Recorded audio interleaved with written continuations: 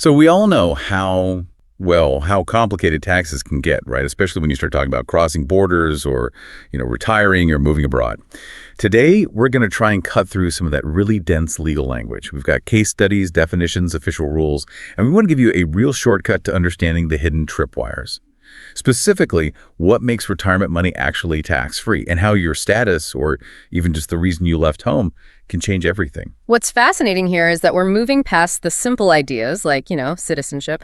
We're going to see that tax outcomes often hinge on these tiny, almost arbitrary-seeming details that most people just completely overlook. It's not just about working for a long time. It's about being a specific age on a specific day or having the exact right label when you go overseas. Right.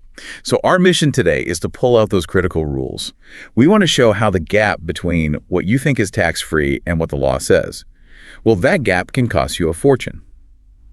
Okay, let's unpack this. Let's start with a classic legal tightrope walk. The case of the DVP optional retirement. Yeah, this is a perfect illustration. It shows how company benefits and tax rules are.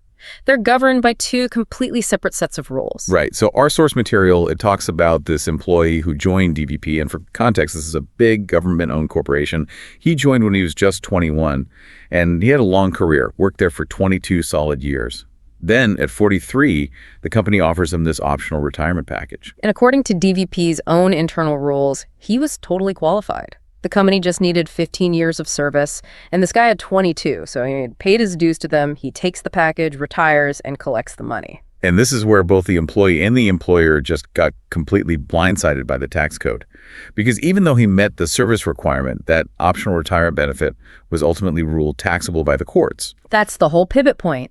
He failed the legal test. The benefit was taxable because he was only 43 years old.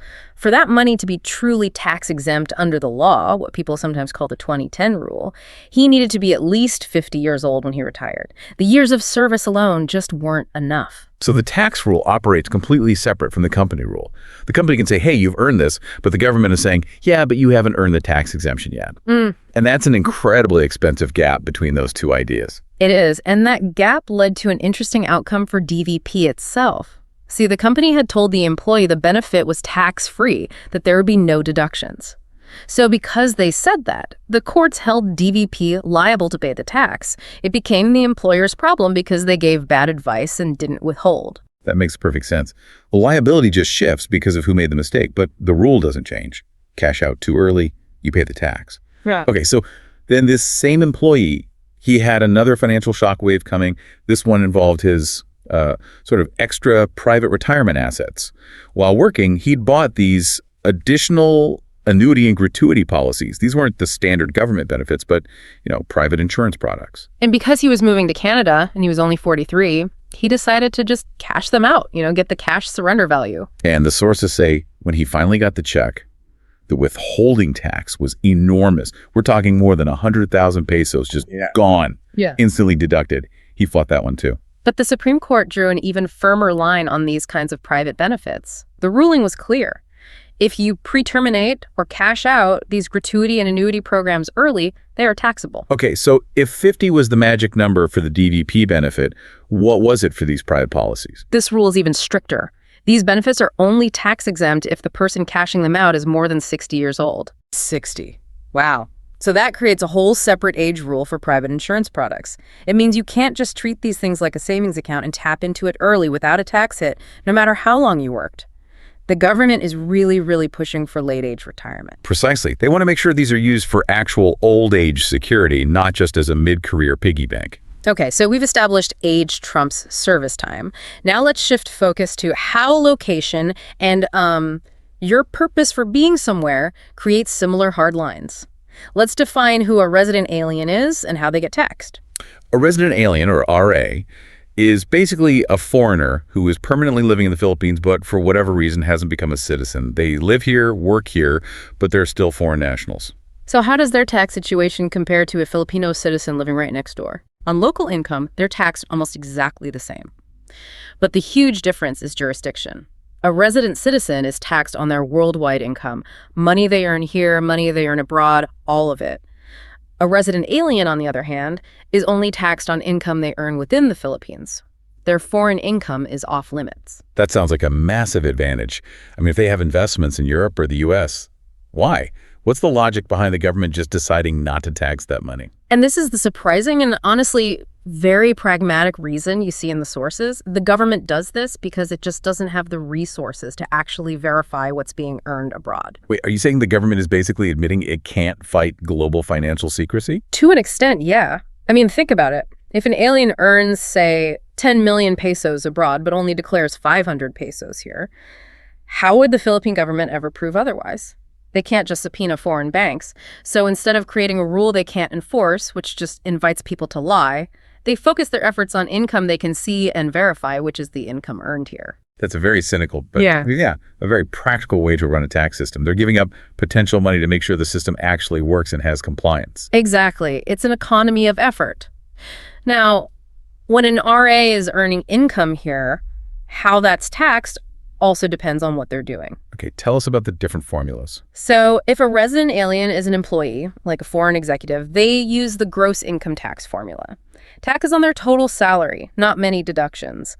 But if they're running a business here, a restaurant, a consulting firm, they get to use the net income tax formula. And what's the difference there? Why can a business deduct expenses? Because business expenses are seen as necessary to generate the income in the first place, and you're only supposed to tax the actual profit. With employment, the salary is considered the final income. So for a business, they accept you have to subtract the costs to find out what the real taxable income is. And the sources also stress an equality principle here. Absolutely.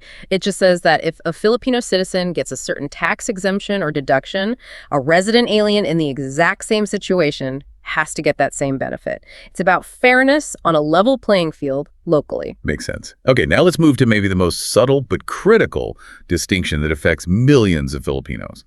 The difference between an overseas contract worker and a non-resident citizen. Both are Filipinos working abroad, but their tax lives are just completely different. And the entire distinction comes down to one thing: the purpose for leaving the country.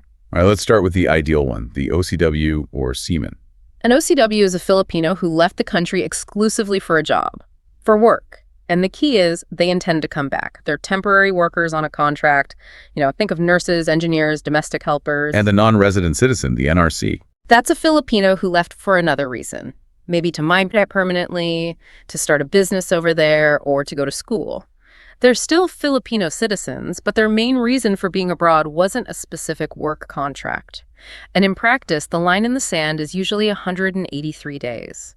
If you're a Filipino abroad for more than that, you're generally considered an NRC unless you can prove you're still an OCW. 183 days. Just over 6 months. Okay, so what are the tax consequences of that one distinction? It's huge. For the OCW or the seaman, their salary, the money they earn abroad, is completely exempt from Philippine income tax. That's the government's big incentive for them to work overseas. Okay, and the non-resident citizen? Yeah. The one who left to migrate or study? They get the same rule as the resident alien. They're only taxed on income they earn within the Philippines, so their foreign income is also safe, but for a different reason. Let's go back to the OCW for a second. Because even with that huge salary exemption, there's a big trap that a lot of workers fall into when they send money home to invest. This is the key insight for anyone listening who has an OFW or OCW in their family. Even though that salary from abroad is tax-free, any income they generate from investments in the Philippines is 100% taxable. The exemption only covers the salary they earned for their work abroad. That's a really important distinction. Let's use the example from the sources. The domestic helper who's been working in Singapore for 10 years, she's saving her tax-exempt salary and sending it home. Right. She's doing everything right. She uses that money to build a 2-door apartment, and she buys 3 tricycles to rent out to drivers. That's the boundary system. Then she goes back to Singapore to keep working. So she's still an OCW. Her Singapore salary is still tax-free. But what about the rent from the apartment and the daily payments from the tricycle? That income, the rent, the boundary payments, it's all being generated inside the Philippines from assets in the Philippines. So it is subject to Philippine income tax. The money she used to buy the assets was tax-free, but the return she gets on that investment is local income and it's taxable. Wait, let me just challenge that for a second. What if that same helper invested her salary in the Singapore stock market and earned dividends from Singapore companies? Would that be taxed by the Philippines? That's an excellent question, and no, it would not be. Because the source of that income, the dividends, is outside the Philippines. Since her status as an OCW is designed to benefit foreign workers, that foreign-sourced investment income would be treated like an NRC's foreign income. It wouldn't be taxed. Fascinating. So the government is basically saying, go work abroad, your salary is safe. But if you plant assets on our soil that generate new income, we get to tax that local activity. The exemption shields the work you do over there, but not the return you make over here. Exactly. Tax residency isn't static. It's all defined by your circumstances, your purpose, and where the economic activity is actually happening. So this deep dive has really shown how precise these tax laws are. If we recap the big takeaways, for retirement, age is what matters. Being 43 instead of 50 or 60 makes a massive difference. It's not about your years of service. And for anyone working globally, the whole game changes based on why you left the country. Plus, the rules for resident aliens show us that the government is, well, pragmatic. It focuses its resources where it can actually verify income. So what does all this mean for you, the listener? It means you have to be so careful. A seemingly small change, retiring a month too early, or deciding to settle abroad and changing your status from OCW to NRC, that can change your financial outcome by hundreds of thousands of pesos. It also shows that as much as we talk about fairness, practical realities often win out in tax policy. And that leaves us with a final provocative thought to chew on. If the government is willing to give up on taxing foreign income for resident aliens simply because it's too hard to verify, how sustainable is a tax system built on these rigid old definitions when we're dealing with a workforce that is now truly global and financially mobile?